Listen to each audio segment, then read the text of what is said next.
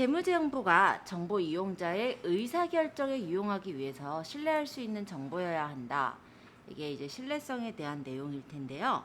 가장 거리가 먼 내용을 찾아보아라 라고 했어요. 자, 그러면 일단은 중립이 돼 있어야죠. 한쪽으로 치우치면 안 되고, 그리고 검증이 가능해야 되며 표현이 충실해야 되겠죠. 그래서 신뢰성과 관련이 없는 정보라면은 비교 가능성은 여기서 해당이 없습니다. 자, 그러면 1번의 답은 2번. 2번 볼게요. 단기말 결산을 위한 장부 마감 전에 다음과 같은 오류 사항이 발견되었다. 오류 정리 시 단기 순이익에 영향을 미치는 거래는. 자, 요거는 이제 오류 정리할 때 순이익에 영향을 미치는 항목을 찾아보아라 라는 건데요. 첫 번째, 정기 주식 할인 발행 차금을 미상각했다. 자, 주식 할인 발행 차금은 자본금 쪽에 해당이 되죠. 그쵸? 자본, 여기서 할인 발행 차금이니까 자본 조정 쪽에 해당이 될 것 같아요. 자, 그거를 미상각했다 라고 한다면은 역시 이거는 단기 순이익에 영향이 미쳐질 수 있는 항목이 되기가 좀 애매하죠. 그쵸? 자, 두 번째, 매도 가능 증권 평가 손실을 미계상했다. 자, 매도 가능 증권 평가 손실은 기타 포괄 손익 누계액 항목이에요. 그쵸? 역시 자본금 항목이죠. 그쵸? 자, 단기 매매 증권 평가 이익. 요거는 뭘까요? 요거 같은 경우는 실제로 단기 매매 증권이니까 영업외 쪽으로 들어가잖아요. 영업외 수익 쪽으로 들어가야 되는데 그게 처리가 안 됐다라고 한다면 오류 정리 시 단기 순이익에 영향을 미치는 항목이 될 수가 있겠죠. 얘네들은 자본금에 대한 내용이잖아요. 그리고 단기의 기타 대손상각비를 대손상각비로 계상했다. 이거는 단기의 기타 대손상각비라고 한다면 영업의 비용이고 대손상각비는 환감비거든요.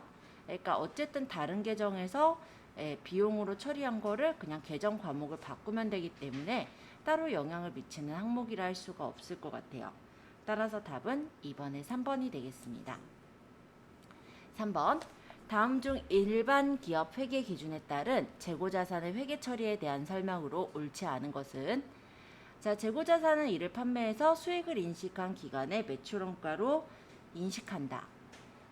일단은 재고자산을 수익을 인식한 기간에 인식을 한다라고 하는데 이것도 맞는 얘기죠. 인식한 기간에 매출원가로 인식하는 거고요. 재고자산의 시가가 장부가 이하로 하락해서 발생한 평가 손실이라면 재고자산의 장부금액에서 직접 차감한다. 요거는 보통 어떻게 되냐면 재고자산의 차감 계정으로 표시가 돼요. 직접 차감을 하는 게 아니라 따로 차감 계정으로 표시를 했다가 매출원가에 가산하는 형태로 진행이 됩니다. 따라서 재고자산의 회계 처리에 대한 설명으로 옳지 않은 건 3번의 2번이 되겠다라고 볼 수 있고요. 계속 읽어볼게요. 재고자산의 장부상 수량과 실제 수량의 차이에서 발생하는 감모 손실인데요. 감모 손실이라는 거는 일단 정상적인 감모 손실은 매출원가에 더하는 거고 비정상적인 감모 손실은 영업의 비용으로 분류하는 거죠. 그럼 3번, 4번은 맞는 내용이니까 일단 옳지 않은 거는 바로 2번이 되겠다라고 볼 수 있죠. 그러니까 장부금액 이하로 하락해서 발생하는 평가 손실이라면 원가에 가산해버린다. 이렇게 생각하시면 될 것 같습니다. 자, 4번 문제 볼게요. 다음 중 유형자산의 취득원가에 포함되는 부대비용을 모두 고른 것은. 자, 일단 취득할 때 들어간 돈들은 모두 다 부대비용이라고 볼 수가 있어요. 따라 설치장소 준비를 위한 지출은 부대비용이라고 봐야겠죠. 그리고 종합부동산세, 이건 언제나 그때 매년마다 내죠. 그쵸? 그러면 이거는 부대비용에 해당할 수가 없고, 그리고 자본화 대상인 차입원가. 자, 이거는 이제 자본화 대상이다라는 얘기로 봤을 때, 이게 취득할 때 들어가는 거구나. 그러니까 이게 부대비용으로 들어가는 거구나 라는 거를 확인할 수가 있어요. 왜냐면 자본화가 된다라는 거는 그 원가로 이제 들어가는 거니까요. 재산세, 이건 어때요? 매년마다 또 내는 거죠. 그럼 요거는 해당되지 않고, 그 다음에 유형자산의 취득과 직접 관련된 취득세, 당연히 부대비용에 들어가겠죠. 그러면 A, C, E, 답은 4번이 되겠습니다. 자, 5번. 일반 기업 회계 기준에 따르면 무형자산의 창출 과정은 연구 단계와 개발 단계로 구분을 할 수가 있는데요. 개발 단계가 무형자산인 거고 연구 단계는 연구비인 거예요. 따라서 개발 단계에 속하는 활동의 일반적인 예로 찾아보아라 라고 했는데요. 자, 일단 개발 단계에 속하는 예가 되려면은 뭔가를 이제 만들어서 이게 이제 수익화가 될 수 있는 그런 부분이어야 되거든요. 근데 새로운 지식을 얻고자 하는 활동이래요. 이건 아직 좀 추상적이죠. 그죠? 그러면 일단 연구 단계일 확률이 높아요. 나머지 읽어볼게요. 생산 전, 사용 전의 시작품과 모형을 설계, 제작, 시험하는 활동. 이거 만들어지면 바로 이제 상품화하면 되는 단계 같죠? 그럼 얘는 개발 단계 쪽에 해당이 될 것 같고요. 새로운 기술과 관련된 공구, 금형, 주형 등을 설계하는 활동. 그리고 상업적 생산 목적이 아닌 소규모 세형 공장을 설계, 건설, 가동하는 활동. 자, 어쨌든 소규모의 어떤 시험 공장을 설계하고 건설하고 가동하거나 금형이나 주형 등을 설계해서 만들거나 아니면 이제 모형을 설계하고 제작하고 시험하는 이런 활동들은 개발 단계에 속하는 그런 활동들이 되겠지만 그냥 간단히 새로운 지식을 얻고자 하는 활동이라고 한다면 이거는 아직 뭔가를 구체적으로 한 게 아니죠. 따라 연구 단계에 해당하는 활동이라 볼 수가 있겠습니다. 따라 적절하지 않은 건 5번의 1번. 자, 6번 볼게요. 다음은 은행상사가 단기에 구입하여 보유하고 있는 단기 매매 증권이다. 다음 자료에 따라 단기 말 재무제표에 표시될 단기 매매 증권 및 영업의 손익은 얼마인가? 자, 4월 1일자 장현테크가 발행한 보통주 200주를 주당 만원에 취득하였다. 네, 이렇게 됐을 때 일단 보통주 200주를 만원에 취득했으니까 단기 매매 증권이 200만원 그리고 뭐 얼마를 취득을 어떻게 취득했는지에 따라 다르겠지만 뭐 현금이란다면 현금이 200만원 나갔겠죠. 자, 8월 31일 장현테크로부터 중간 배당금을 받았다. 이거 배당금 수익이 일어났을 것 같아요. 주당 1,000원이고 200주니까는 벌어들인 거는 한 얼마가 되죠? 20만원이죠. 그쵸? 자, 12월 31일 장현테크의 보통주 시가는 주당 12,000원으로 평가된다. 자, 그러면 지금 원래가 만원이었거든요. 근데 12,000원이 됐어요. 12,000원이 됐으니까 한 주당 2,000원씩 증가를 했고 200주가 증가를 했네요. 2,000원씩 200주니까는 40만원이 증가를 한 거죠. 그럼 단기 매매증권 평가 수익으로 일단 들어가는 게 40만원이 들어갈 테니 단기 매매증권은 재무제표의 단기 말에는 240만원이 됐을 거고요. 그 다음에 중간 배당금 받은 거는 영업외에 일어난 수익이죠. 그러면 영업외의 수익이 이제 금액이 들어가겠죠. 그러면은 여기서 지금 우리가 받은 게 중간 배당금 20만원과 그리고 여기 보통주 시가로 늘어난 이 금액이 평가 이익으로 영업외로 일어난 수익이기 때문에 두 가지가 이제 영업외 수익으로 들어가니까 240만원에 60만원. 그래서 답은 2번이 되겠습니다. 왜냐하면 여기서 벌어진 수익도 영업에 일어난 게 아니라 영업 외에 일어난 수익이잖아요. 영업의 수익이란 계정이 따로 없어요. 아시죠? 그러니까 요거는 이 두 가지를 합해서 생각하셔야 되는 거예요. 자, 7번. 다음 괄호 안에 들어갈 용어와 해당 계정이 올바르게 짝지어진 항목은 자본 항목에서 땡땡이란 자본거래에 해당하지만 자본금이나 자본잉여금으로 분류할 수 없대요. 자, 그럼 자본조정으로 가야 되겠죠. 왜? 자본금이나 자본잉여금이 아닌 것을 자본조정이라고 했었거든요. 그렇다면 자본조정이라면 잉여금처럼 남는 게 아니라 깎여지는 걸 생각해야 되는데 매도가능증권 평가손실은 기타 포괄손익 누계액이었어요. 그죠? 그러면 그 다음 거 보니까 자기주식 처분 손실이래요. 답은 2번이네요. 그럼 그죠? 따라서 7번의 답은 2번. 자, 8번. 다음 중 재화의 판매로 인한 수익인식 요건이 아닌 것은 재화의 소유에 대한 유의적인 위험과 보상이 구매자에게 이전된다. 판매자는 판매한 재화에 대해서 소유권이 있을 때 통상적으로 행사하는 정도의 관리나 효과적인 통제를 할 수 있다. 판매한 재화예요. 판매자가 이미 판매한 재화에 대해서 어떤 관리나 통제를 할 수가 없는 상태가 되죠. 그죠? 그렇기 때문에 수익 인식 요건이 아닌 건 2번이죠. 통제를 할 수 있다면 아직 판 게 아닌 거죠. 따라서 답은 8번의 2번. 수익 금액을 신뢰성 있게 측정할 수 있어야 되고요. 경제적 효익에 대한 유익 가능성이 매우 높아야 합니다. 자, 9번 보겠습니다. 다음 원가 관리 회계에 대한 설명 중 거리가 먼 항목은? 자, 일단은 원가 관리 회계에서는요, 원가 정보를 제공을 해주고 있습니다. 그죠? 그리고 경영 계획을 우리가 도와주기 위한, 즉 경영 계획을 수립하고 통제를 하기 위한 원가 정보를 제공해 주는 게 원가 관리 회계라고 할 수가 있어요. 따라서 원가 정보를 제공해 주는 건 예상과 실제 간의 차이 분석을 해서 원가 정보를 제공해서 의사결정을 내부 관리자가 할 수 있게 하는 목적인 거죠. 외부 이해자에게 보여주기 위한 거는 원가 정보를 제공하는 게 아니라 요거는 이제 재무회계 쪽에 해당이 되고요. 원가 정보 제공은 아니니까 이거는 X를 쳐야 되겠네요. 아예 말이 안 맞죠. 그럼 이거를 말이 맞게 하려면 이쪽이 이제 내부 관계자, 즉 경영자로 바꾼다면은 말이 맞아요. 근데 이게 외부 이해 관계자이므로 9번의 답은 4번. 자, 10번 볼게요. 다음의 자료를 근거로 매출원가를 계산하면 얼마인가? 자, 매출원가를 뽑아보세요 라는 문제인데요. 일단 기초제공품, 기말제공품, 기말제품, 총계정원가, 그리고 뭐 제품 재고액까지 나와 있습니다. 자, 일단 매출원가를 구하는 공식이 있었어요. 일단 간단히 본다면 매출액에서 매출이익을 빼면은 매출 원가였던 공식이 있었고요. 또 하나 있는데, 자, 일단 여기에서 생각을 할 때 기초 제품에다가 플러스 단기 제품 제조 원가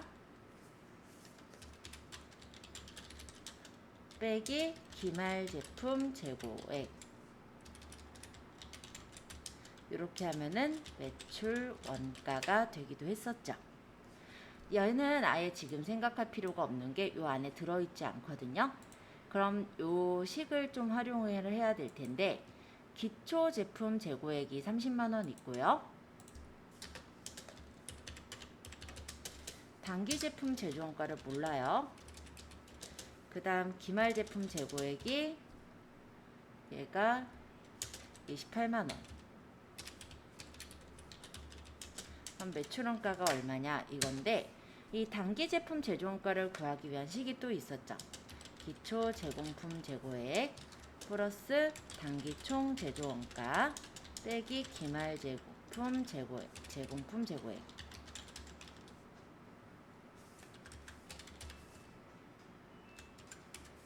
이렇게 하면 여기 단기 제품 제조 원가가 나오는 거였잖아요. 그럼 기초 제공품 재고액이 10만 원이고 단기 총 제조 원가가 35만 원이고 기말 제공품 재고액이 13만 원이니까 이렇게 해서 계산해 보면 단기 제품 제조 원가가 나오게 되겠죠.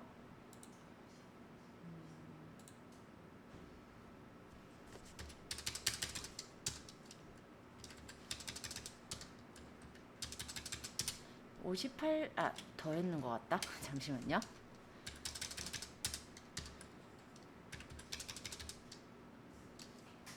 빼기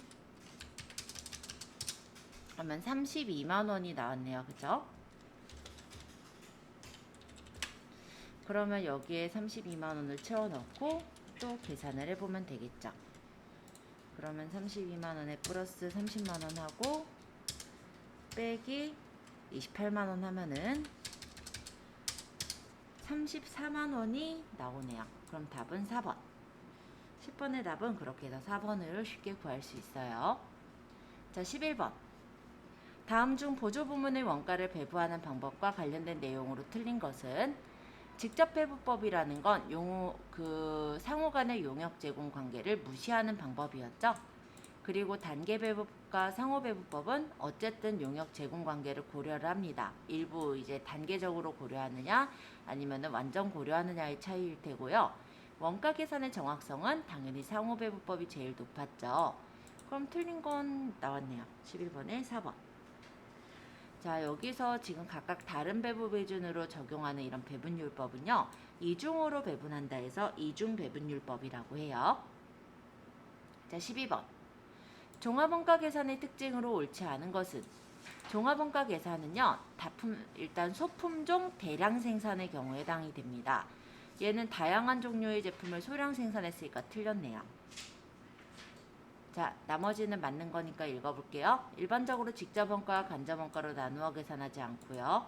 기말 시점에는 공정별로 제공품이 존재하게 됩니다.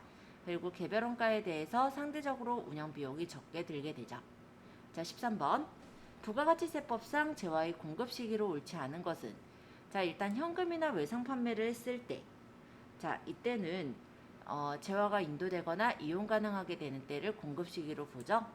그리고 무인 판매기에 대한 공급도 무인 판매기에서 현금을 빼낼 때, 반환 조건부나 동기 조건부, 그 밖의 조건부 판매는 그 조건이 성취했거나 기한이 지나서 판매가 확정됐을 때, 그리고 장기 할부 판매다. 이런 경우는 어떻게 되냐면 보통은 할부 판매 같은 경우 생각해 보시면은 언제 인식을 해요? 그냥 그 할부 판매 할부 결제할 때, 그쵸? 그러니까 대가의 전부를 다 받았을 때가 아니라 할부 결제할 때, 즉 대가의 각 부분을 받기로 했을 때, 그때가 이제 공급 시기가 되는 것이므로 옳지 않은 건 4번이 되겠죠. 자, 14번. 그 공급이 부가세 면세 대상에 해당하지 않는 것. 토지 면세죠. 그리고 수돗물 면세죠. 복권도 면세예요. 따라서 답은 신문 광고가 됩니다. 신문은 면세가 맞는데 광고가 붙었잖아요. 그러니까 이거는 면세가 될 수가 없어요. 신문은 면세가 맞아요. 신문 광고가 아닌 거예요. 네, 복권 면세예요. 자, 15번. 부가가치세법상 세금계산서 제도와 관련한 설명 중 틀린 것은? 자, 이거 공급 시기가 도래하기 전에 세금계산서를 발급하고 발급일로부터 7일 이내에 대가를 지급받는 경우라고 한다면 적법한 세금계산서를 발급한 걸로 봅니다. 자, 세금계산서의 필요적 기재사항은 꼭 기재가 돼야 돼요. 일부가 기재되지 않았다면 효력이 인정되지 않습니다. 필요적 기재사항은 하나라도 빠지면 안 되는 거예요. 그래서 틀린 것은 2번이 되겠죠. 나머지는 읽을게요. 월합계 세금계산서 등의 경우에는 재화나 용역의 공급일이 속하는 달의 다음 달 10일까지 발급이 가능하고요. 법인사업자는 세금계산서 의무 발급 대상자 맞죠? 자, 이제 실무시험으로 넘어갈 거고요. 페이지는 지금 553페이지 그리고 소담 패션을 열어주시면 되세요. 소담 패션.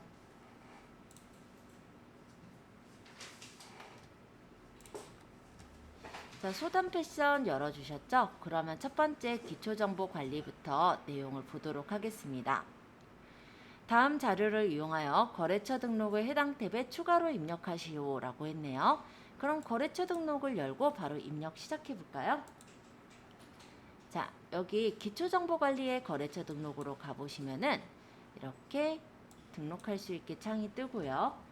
우리가 내용을 고치는 게 아니라 추가로 입력하는 거고 카드를 입력하는 거예요. 따라서 신용카드 쪽으로 가셔서 입력하시면 되겠죠.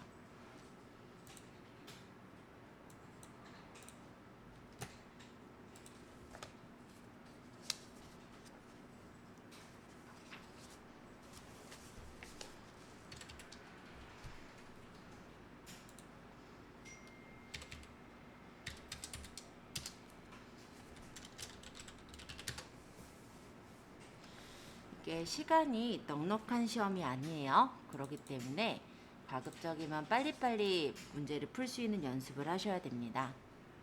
카드 번호 부분에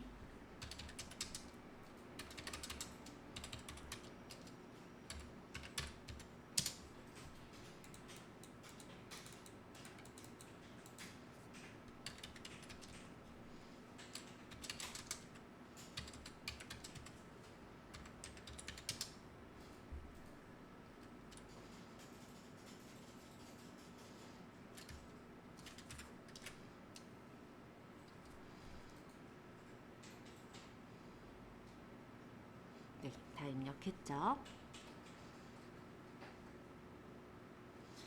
자, 그러면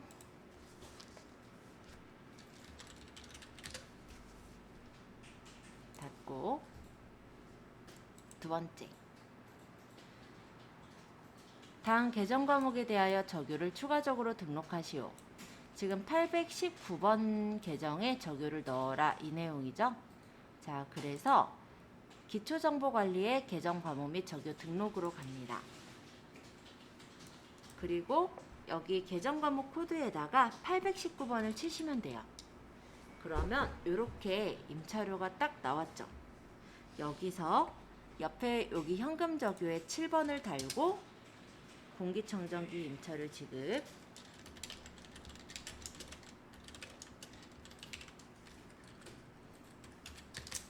그 다음에 대체 적요도 7번을 달고 공기청정기 임차료 미지급,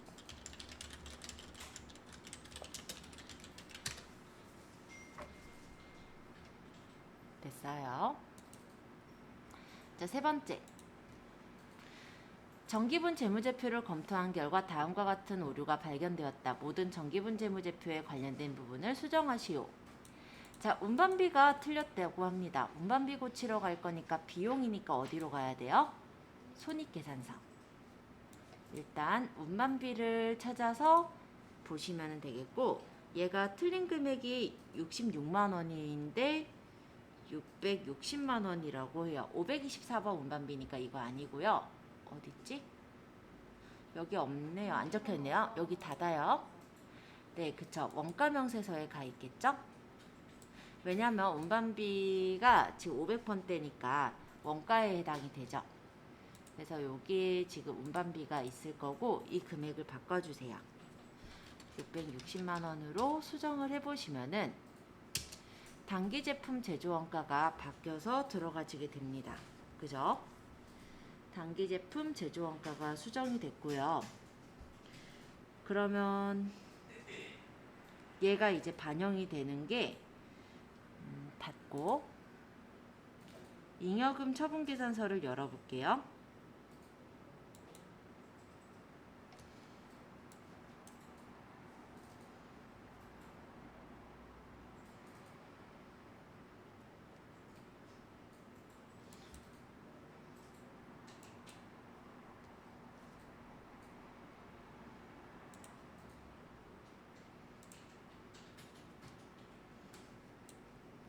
얘가 지금 운반비가 바뀌었고 그러면서 바뀌게 되는 게 단기 제품 제조 원가가 이제 수정이 됐어요.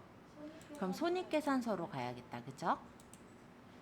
여기 계정이 단기 순이익이 아니라 손익계산서로 갈게요. 손익계산서 부분으로 왔을 때 단기 제품 매출 원가에 보시면은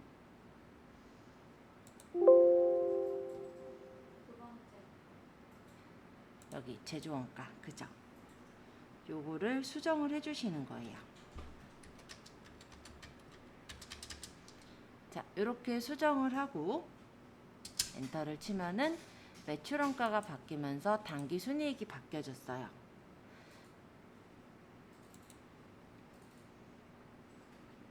자, 그러면 이제 단기 순이익이 바뀌었으니까 이거를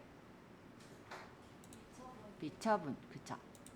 정기분 잉여금 처분계산서에서 블록에서 바꿔보면은 단기 순이익이 바뀌고 미처분 이익잉여금이 바뀌어요. 그럼 이거를 이제 재무상태표. 와, 흐름을 정확하게 잘 알고 있으시네요. 이 재무상태표에 2월 이익잉여금에다가 집어넣으시면 돼요. 11640000 이렇게 해서 적으시면 대차가 사라졌죠. 여기까지를 적으면 됩니다. 다시 정리해 보자면 지금 아까 운반비의 경우 800번대랑 500번대가 있는데 여기서 바꾼 건 500번대 운반비였기 때문에 원가를 구성하는 항목이죠. 따라 정기분 원가 명세서에서 운반비의 금액을 바꾸게 되고 따라서 단기 제품 제조 원가가 바뀌게 되면 이것이 이제 손익계산서에 여기 제품 매출 원가의 단기 제품 제조 원가가 바뀐 것을 입력을 하게 되고요. 그렇게 되면은 당기순이익이 바뀌어지게 되고, 그거를 이제 잉여금 처분계산서에서 반영을 해서 나온 미처분 이익잉여금을 이제 재무상태표에 2월 이익잉여금으로 넣으면 된다까지가 전체의 내용인 거예요. 그래서 이렇게를 흐름을 따라 분계를 해주시면 되세요. 자, 그러면 이제 세 번째 일반전표 입력으로 넘어가서 또 보도록 하겠습니다. 자, 일반전표 입력의 7월 20일자 분계부터 보도록 할게요. 국민은행에서 2022년 8월 30일까지 상환하기로 하고 500만 원을 차입하여 즉시 선매입 미지급금으로 지급하였다. 자, 그러면은 일단은 국민은행에서 차입을 한 것이 나한테 들어온 게 아니라 미지급금을 지급할 때 썼단 말이에요. 그러니까 미지급금이 사라지면서 단기 차입금이 2022년이니까 단기죠. 단기 차입금이 생겼겠죠? 자, 그러면 분계해 볼게요. 일단 7월 20일 차변에 미지급금을 갚아요.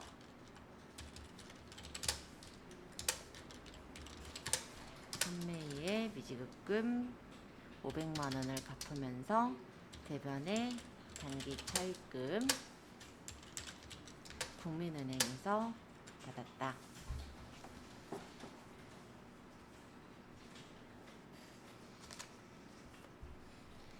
자, 두 번째 분계 또 가보겠습니다. 8월 21일 공장 이전을 위해 신축 중이던 건물이 완공되어 취득세 등 관련 소요 공과금을 보통예금에서 이체에 지급하였다. 자, 건물이 완공됐기 때문에 건설 중인 자산이 건물로 바뀌어지는 그런 내용이에요. 그리고 취득세 등 관련 소요 공과금이 보통예금에서 이체 지급이 됐다라고 했어요. 그럼 일단 건물을 만들기 위해서 공과금이 들어간 거고 그게 이체 지급이 된 거니까 건물로 그냥 처리를 해주시면 돼요. 자, 어쨌든 그래서 750만 원 건물 보통예금 750만 원 이렇게 이체를 하겠습니다. 자, 분계해 볼게요. 8월 21일 차변의 건물 그래서 750만 원 그리고 대변의 보통예금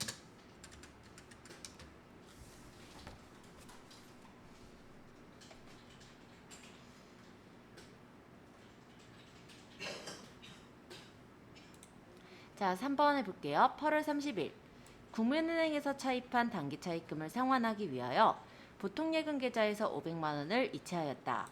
자, 단기 차입금이 갚아지는 거니까 단기 차입금이 차변으로 사라지면서 보통예금에서 빠져나간 거니까 분계 바로 해보죠. 8월 30일 그러면 차변의 단기 차입금 국민은행 500만 원 이거를 보통예금에서 이체했다.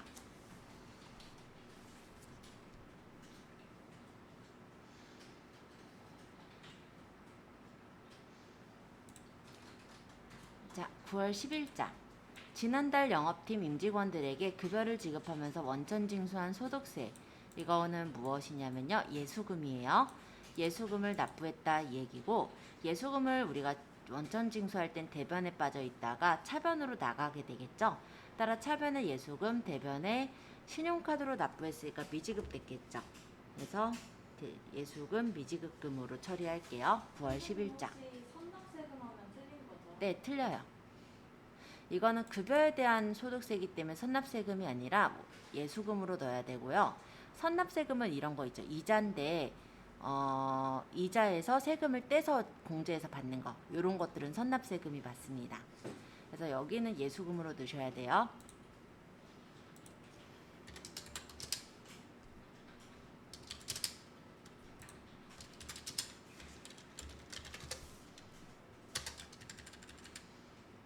예수금이 16만 원 그리고 대변의 미지급금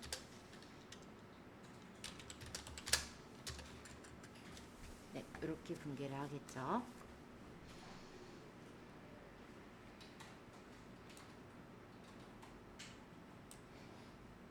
되셨으면 10월 22일 영통산업의 제품을 판매하면서 발생한 화물 운송비래요. 판매할 때의 운송비니까 그냥 운반비예요. 그죠? 운반비 15만원을 보통예금 계좌에서 이체했으니까 운반비 15만원, 보통예금 15만원 이렇게 처리하시면 돼요. 자, 그러면 10월 22일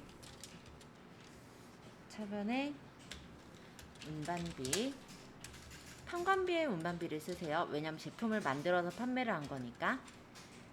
이거를 15만원, 그리고 대변에 보통예금에서 빠져나갔다.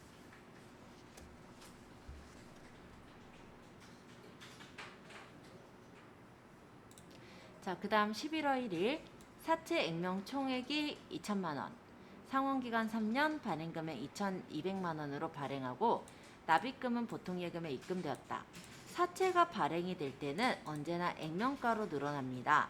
따라서 대변에 사채가 2천만원이 생기고요. 근데 보통예금에 입금이 된 거는 2,200이 입금이 됐겠죠? 그러니까 차변에 보통예금은 2,200만원. 그럼 나머지 차액 200만원이 뭐예요? 할증 발행을 한 거잖아요. 그죠? 그러니까 사채 할증 발행 차금으로 넣으면 돼요. 해볼게요. 11월 1일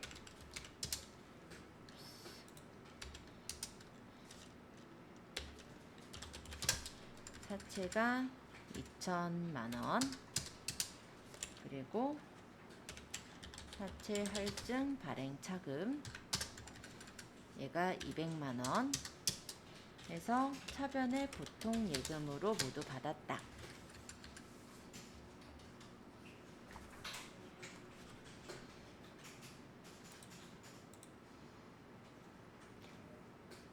자, 분개되셨죠? 자, 그러면 이번엔 메인 매출 전표를 볼게요. 8월 3일자 분개입니다. 새로 출시된 제품의 홍보를 위하여 판매부서의 광고 대행사인 주블루에게 홍보물 영상 콘텐츠 제작을 의뢰하여 배포하고 전자세금계산서를 발급받았다. 자, 이거는 우리가 제품 홍보를 위해서 제작 의뢰를 했고요. 전자세금계산서 발급을 받았으니까는 그냥 과세 매입으로 생각을 하시면 될 것 같아요. 자, 과세 매입 51번 과세 매입, 해당 대금이 부가세 포함해서 110만 원이라면 네, 그 금액을 이제 지급을 하기로 했다고도 적혀 있네요. 근데 물가가 세액이 110만 원이 한번 보죠. 금액이 맞나요? 해당 대금이 110만 원인데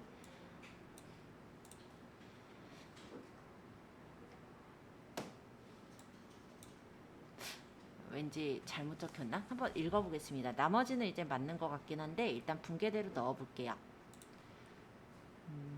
메인 매출 전표 8월 3일자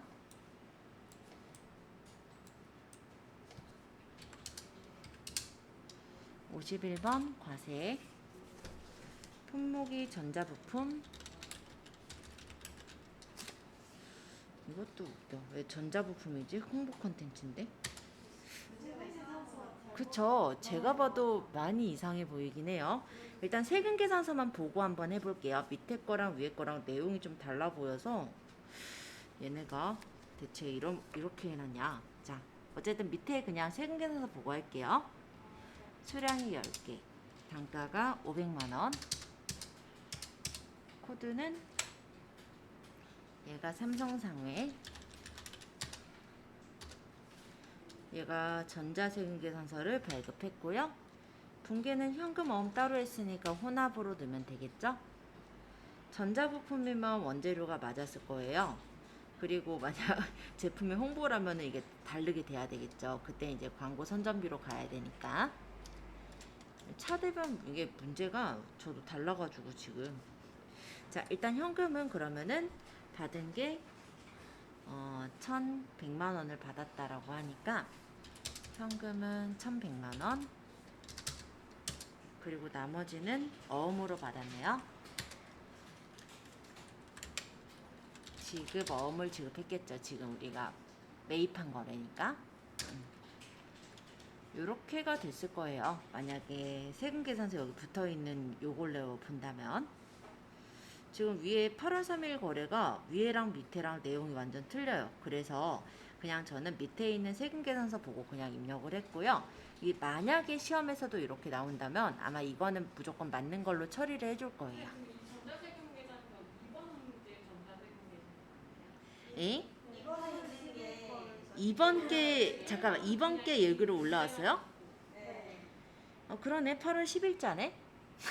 내용도 이번이 막 아이고 씨. 예, 그런 것 같아요. 그럼 8월 3일자 따로 봐야 되겠다. 그죠? 8월 3일자 분계 다시 볼게요. 아, 얘네가 편집하다가 이렇게. 죄송합니다. 자, 8월 3일자 그럼 내용만 읽어야겠네요. 그죠?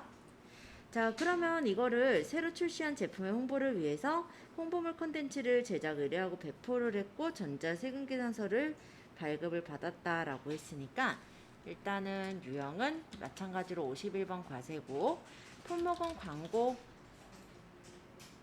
뭐 홍보물 제작 이렇게 해도 되고요.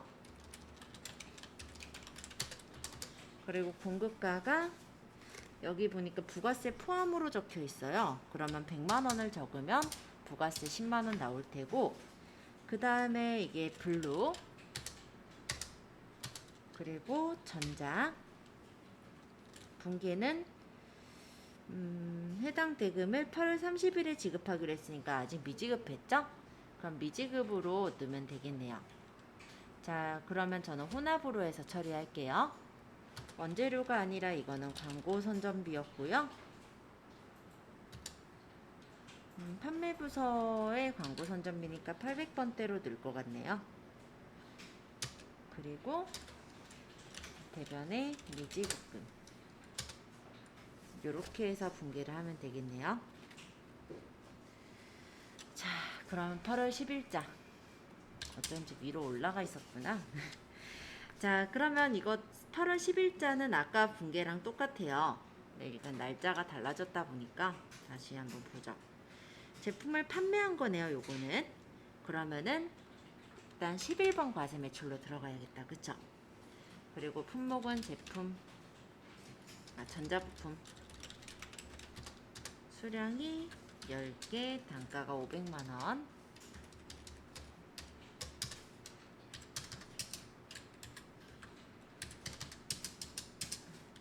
코드가 삼성, 상해, 전자, 그다음 분계가 혼합.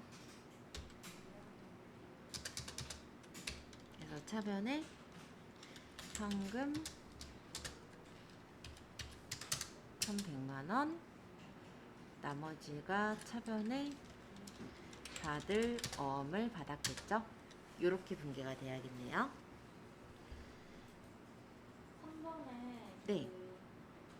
선수금으로 선급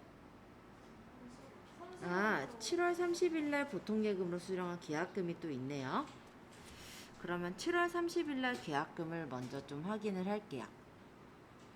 자, 그러면 일반 전표 입력으로 가서 7월 30일.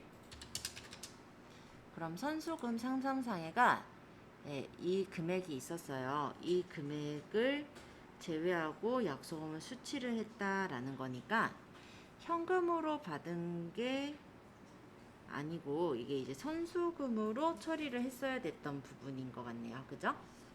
그러면 여기다 현금이 아니라 선수금 요렇게 처리를 해주시면 돼요.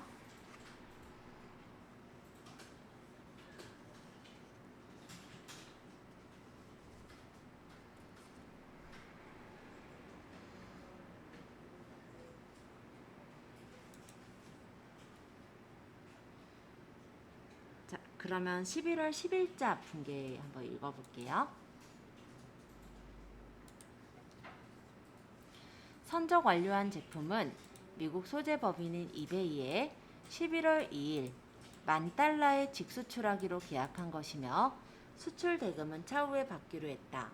계약일 시점 기준 환율은 $1당 1,210원이며 선적일 시점 기준 환율은 1달러당 1250원이다. 자, 그러면 이거는 이제 보면은 10,000달러고요. 지금 선적 완료한 제품에 대해서 얘기를 하고 있는 부분입니다. 그러면 이건 수출로 일단 넣으면 될 것 같고요. 계산을 한번 해보죠. 선적의 이미 완료가 됐어요. 그죠? 그러면 10,000달러를 곱하기 1250원 하면은 네, 금액이 1250만원. 근데 계약만 하기로 한 거는 네, 신경 안 써도 된다.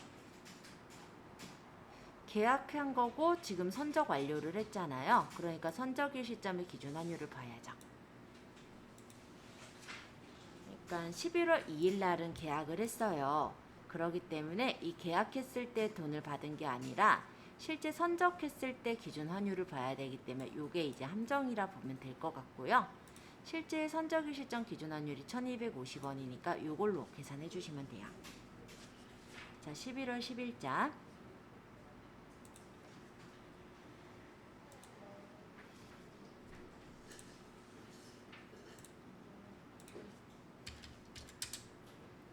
그러면은 16번 수출, 직수출이죠. 그리고 요거 품목이 제품, 공급가가 이렇게 되고 코드가 2대2, 영세요구부는 직수출, 분계가 차후에 받기로 했으니까 외상이네요.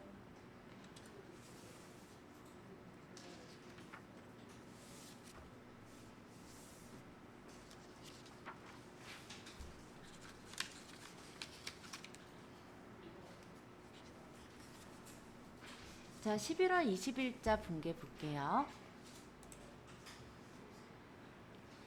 격리부의 업무용 도서를 구입하면서 현금을 지급하고 현금 영수증을 발급받았습니다. 근데 이 문고에서 도서를 산 거는요, 면세가 되겠죠. 그쵸? 그러니까 현면으로 넣으시면 되세요. 자, 그러면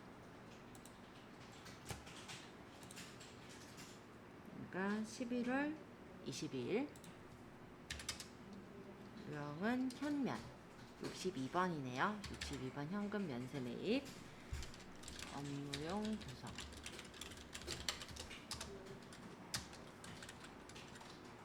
수량 단가는 굳이 안 적어도 될 것 같은데 뭐 적으시려면 적어도 되고요. 공급가액이 10만원. 그 다음 코드가 이게 설령 문고, 분계는 현금, 원재료가 아니라 여기가 도서 인쇄비로 가야겠죠? 격리부 거니까 800번대.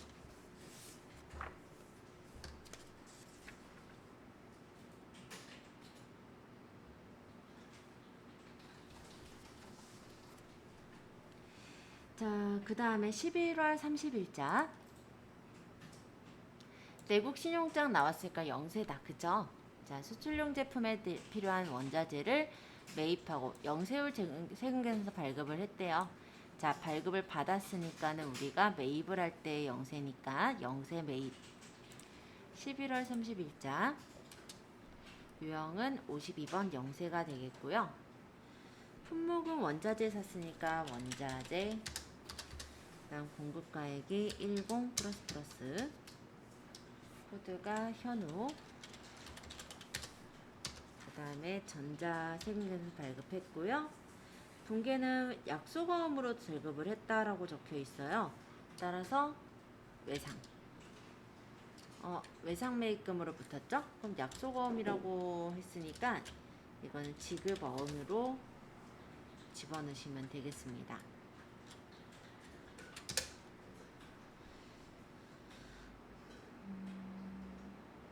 네, 이렇게 해주시면 되고, 요거 외상으로 안 하고 그냥 깔끔하게 그냥 3번으로 해서 적으셔도 당연히 돼요.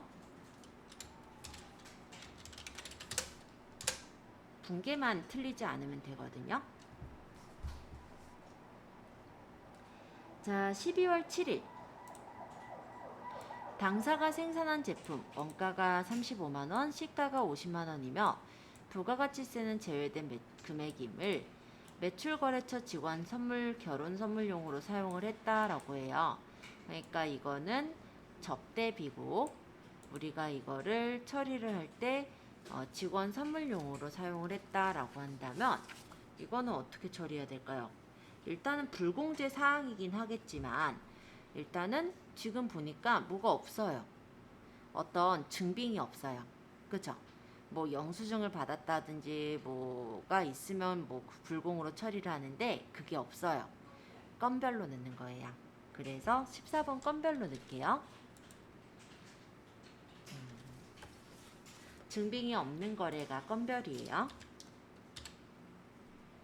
그래서 유형은 14번 건별.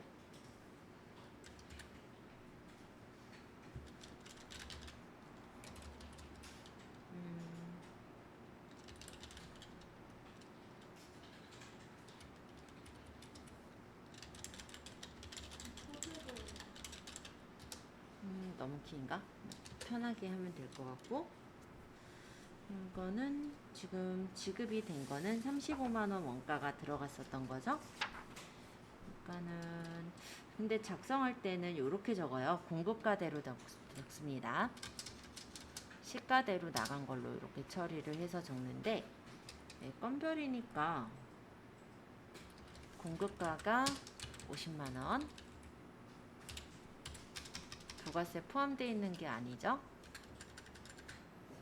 55만원을 적어야겠다. 그래야지 이게 나눠지. 에이. 50만원, 5만원 이렇게 되게 하면 돼요.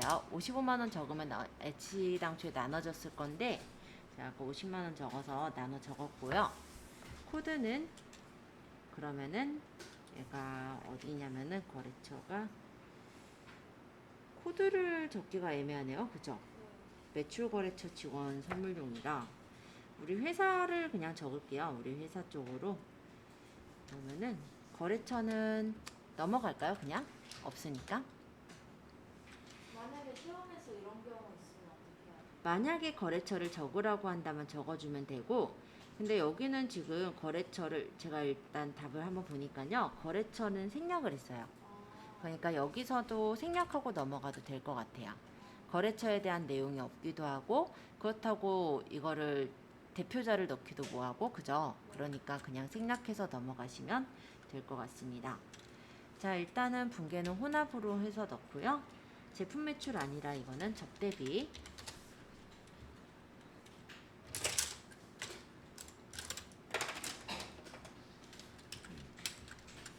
그리고 대변에가 제품이 빠져나간 거죠.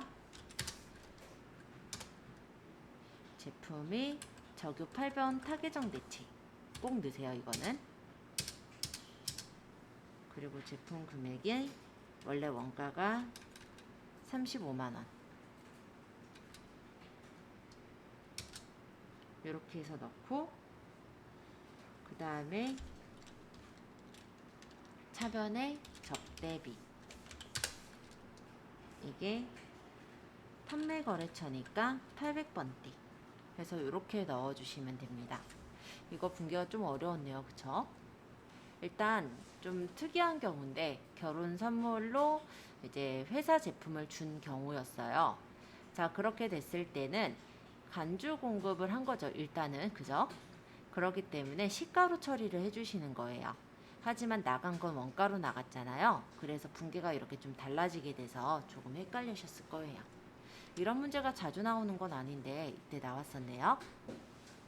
자, 그러면 계속해서 8월 다음 문제를 또 볼게요.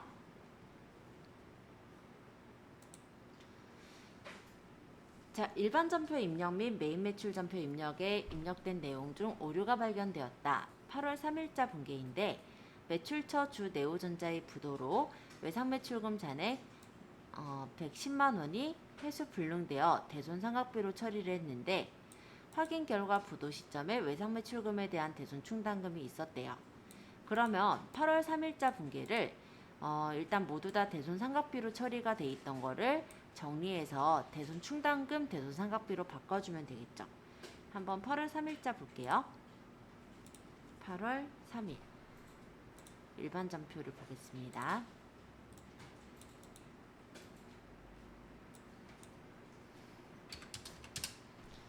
이때 당시가 이렇게 돼 있었다고 하는데, 그렇다면은 대손 충당금이 얼마가 있었냐면 80만 원이 있었으니까 실제 상각이 되는 거는 30만 원어치만 상각이 됐으면 됐었죠. 그러니까 여기는 30만 원으로 바꿔주시고요. 그 다음 차변에 대손 충당금을 외상매출금에서 80만 원으로 이렇게 처리해 주시면 되세요.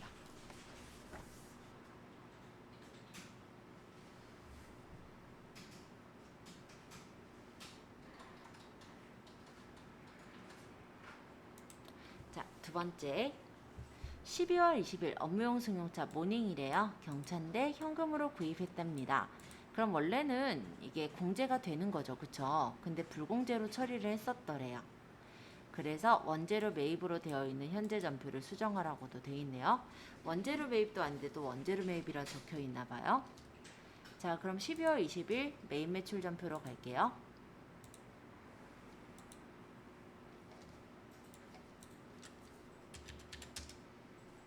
불공이 아니라 이게 과세 매입인 거죠. 51번 과세.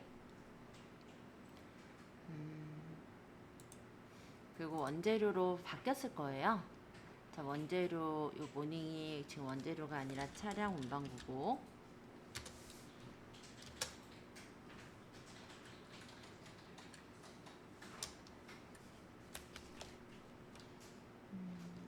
모닝을 판매 가격이 1195-0000 맞고, 이걸 현금으로 구입했었으니까 그냥 분기 현금 맞네요. 그죠?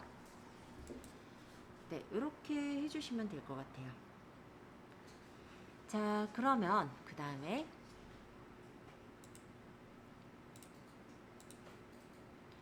결산 정리사항. 기말 외상매입금 계정 중에는 미국 ABC사의 외상매입금 300만원, 미화가 2,500달러가 포함되어 있다고 합니다. 자, 그러면 2,500달러가 얼마인지를 일단 계산을 해봐야 되겠네요. 미화가 2,500달러인데 2,500달러가 결산일 적용 환율로 계산해보면 2875,000이 된 거예요. 원래가 300만 원인데 금액이 줄었네요. 얼마가 줄었나 계산해보니까 12만 5천 원이 줄었어요. 왜 지금 외상 매입금을 받아야 될 것이 줄은 거죠. 그쵸? 그래서 외상 매입금이 원래는 대변으로 있잖아요. 부채니까 사라지면서, 네, 이게 이제 외화로 환산해 보니까 손해가 났더라. 외화 환산 손실로 처리를 하게 됩니다. 자, 일반 전표 입력에 12월 31일자 차변에 외상 매입금이 줄어들어야 되겠죠? 거래처는 아까 회사가 ABC, 그 다음에 차변의 금액이 12만 5천 원이 줄어요. 그러면서 대변에 이게 외화, 우리가 외상 매입금이면은 300만 원을 우리가 지급해야 되는 입장이었죠. 그쵸? 그러면은 이익을 번 거네요. 그죠? 외화 환산 이익 이렇게 처리해 주셔야 돼요. 블로그 언제 있었어요? 블로그요? 나중에 전화한다고 하거나 하면 안 될까? 8월 달에 있긴 하겠지. 아니, 오전반이에요, 오후반이에요? 그런 것도 물어나 보고. 오전인지 오후인지도 얘기해줘. 자, 외화환산 이익 이렇게 해서 처리를 해주시면 됩니다. 자, 그 다음 두 번째. 22년 6월 1일에 공장 건물 중 일부를 임대하고 일시에 수령한 12개월분 임대료 5,040만 원을 전액 임대료로 회계 처리하였다. 월할 계산하시오 라고 돼 있어요. 자, 6월 1일 날 5,040만 원을 임대료로 회계 처리를 했었다라고 한다면 계산을 좀 해보겠습니다. 자, 그러면 이거를 나누기 12개월. 그러면 한 달간 임대료는 420만 원이네요. 그죠? 420만 원인데 지금 임대료라는 건 수익으로 처리를 한 거고요. 6월 달에부터 임대를 했으니까 6월, 7월, 8월, 9월, 10월, 11월, 12월 총 7개월치를 그죠? 6, 7, 8, 9, 10, 11, 12니까 7개월치를 임대료 수익을 받은 거는 맞아요. 근데 나머지는 뭐예요? 아직은 실현되지 않은 거죠. 따라서 6월 1일 날 임대를 했으면 내년도 5월까지니까 5개월치가 아직 실현되지 않은 임대료란 말이에요. 따라 곱하기 5를 해보면 2,100만 원어치가 아직 실현이 안 된 거다. 따라서 임대료를 돌려주면서 선수 수익으로 바꿔줘야 돼요. 왜냐하면 결산일에는 수익과 지출이 제로로 떨궈져야 되기 때문에 아직 진행이 되지 않은 임대료에 대해서는 임대료라는 비용 수익으로 낼 수가 없고요. 임대료를 없애면서 선수 수익으로 바꿔주셔야 됩니다. 자, 분개해 볼게요. 따라서 차변에 임대료를 아까 2,100만 원어치를 처리하면서 대변에 선수 수익 이렇게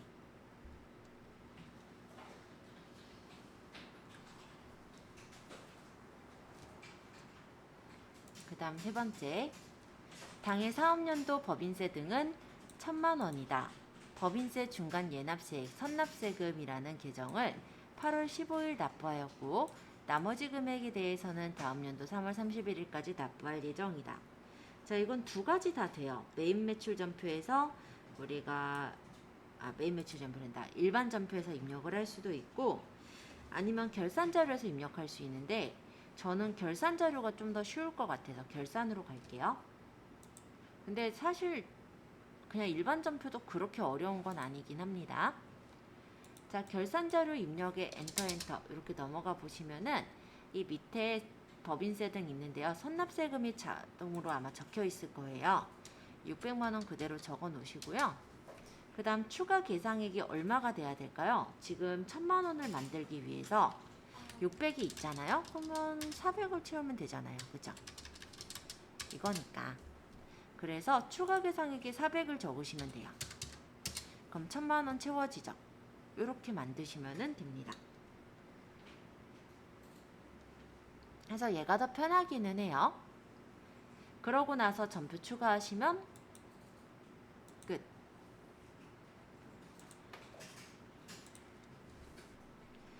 자, 그 다음에 다음 사항을 조회하여 답안을 이론 문제 답안 작성 메뉴에 입력하시오. 상반기 1월부터 6월 중 제품 매출액이 가장 많은 달과 금액은 얼마인가? 달별로 따진다 라고 했을 때는 이거는 총계정원장, 그죠? 그래서 총계정원장을 열어주시고요. 1월부터 6월 그리고 제품 매출 이렇게 보면 달마다 나오는데 5월이 제일 많았대요. 그죠? 그러면 5월 2238 000000 요게 이제 답이 되겠죠.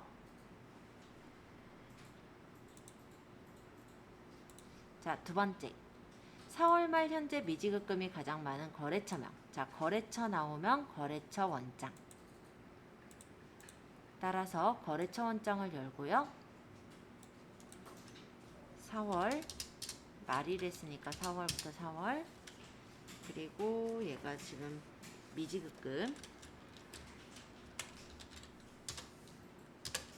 해서 엔터 그러면 4월에 그 거래처 원장들이 쫙 나왔는데요. 이 중에서 미지급금이 가장 많은 거래처로 본다면 남해백화점이 지금 보니까 잔액이 제일 많은 것 같아요. 그죠? 그러면 220만 원 요게 답이 되겠죠?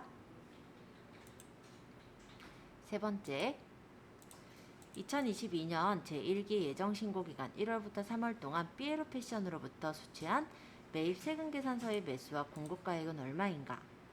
자, 1월부터 3월까지 매입 세금 계산서 매수를 세라 라고 했거든요. 그러니까 세금 계산서 합계표로 갈게요. 부가가치의 세금 계산서 합계표 1월부터 3월 엔터. 그리고 매입에서 보랬으니까 매입을 눌러서 보시면 되겠고, 매수가 몇 매냐 이거를 이제 봐라 이건데,